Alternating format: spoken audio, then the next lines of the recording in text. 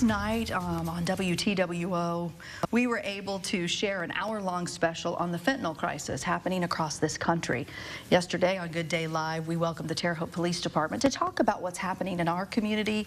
And today, a member of the Terre Haute Police Department, Jarom Hawker, who is a social worker with the police department, joins us to talk about what happens in that situation when fentanyl does impact someone in our community. So, Jarom, thank you for being here. Yeah, well, thank you for having me. You know, I know you've been on with us before, but I want people to understand, as a social worker with the police department, what your role looks like. What do you do? So, essentially, when officers run into somebody that needs services that they can't necessarily provide services for, they'll refer them to me.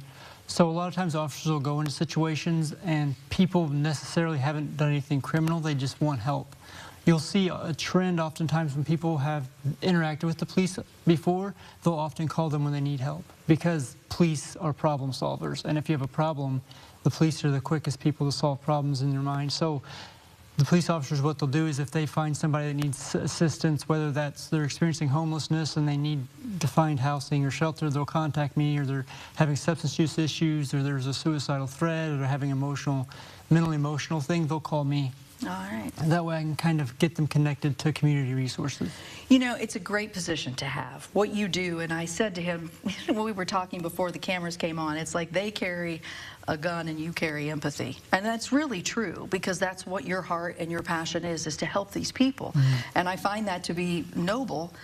But as we talk fentanyl, can you explain to me what, if anything, that you've seen? Because the officers have said, while the crisis isn't big here like it is in the country, what are you seeing or hearing in your role? So, I'm not hearing a lot specifically about fentanyl. I just deal with people with substance use issues. I will say, Assistant Chief Brains did make a good point that we're seeing fentanyl in a lot more things that people necessarily didn't think they were in. And people who actively using are getting substances that they don't know have fentanyl in them, and it's causing harm to them. My role would be that person wants to get into recovery, and I connect them to those services. Are you seeing people, more and more people, who, because of the fear maybe of fentanyl and the fear of what's out there, saying, I need help now?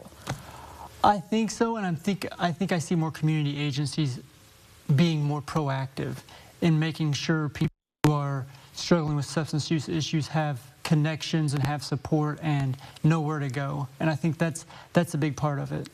You know, here in our community, I think we're fortunate to have what we have, but do you see us as a place where we really do have those resources that you seek for these people? So I would say yes. The agencies I work with, and I'll highlight a few. Wabash Valley Recovery Center is a great one. They meet people where they're at in their recovery, and I think that's such a great thing. And then you have Next Step, which is another good one. And you have these agencies that are peer supported. So it's not just somebody coming and saying, hey, I'm a professional, I know all about substance use. It's people saying, I've been there before. Wow. I've experienced this, I can kind of relate, and it makes it easier, I think, for people who are actively using or in substance use having substance use related issues to relate better, to get help better and feel more comfortable seeking help. I agree. If you see someone who's been there and now is on the other side of it, what a promise for you, right? I mean, as someone who's in substance abuse situations. You know, and I think too, sometimes there's a stigma. Like, I always think of what I'm going to see when I see someone who's abusing, whether it be fentanyl or meth or whatever. You have an image in your mind. But I'm guessing those images aren't always true. There are people that have problems that we may not even know. We see them as just a regular person every day, and they're hiding it, right? And I always tell my clients, and I think it's such a powerful statement, that everybody's struggling. There's not one person you meet who's not struggling.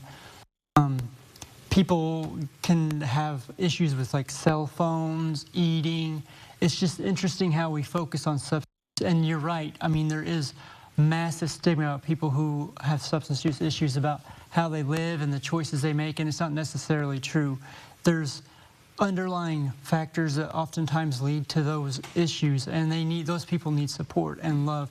And I personally feel that the community, when it comes together and says, we see you, is so much more impactful.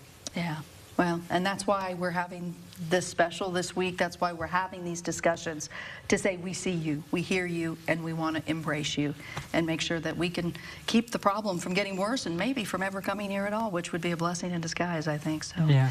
Well, thank you so much for your time. Thank you. I've told you this before, but I mean it. You have a heart that is forgiving and for caring, and not everybody possesses that heart, but you're a good person. So thank you, Jarom. I try. Yeah, you do. You do. You have patience, and that's something that a lot of people need more of. So thank you so much. Hey, we've got more to come on Good Day Live, so stick around.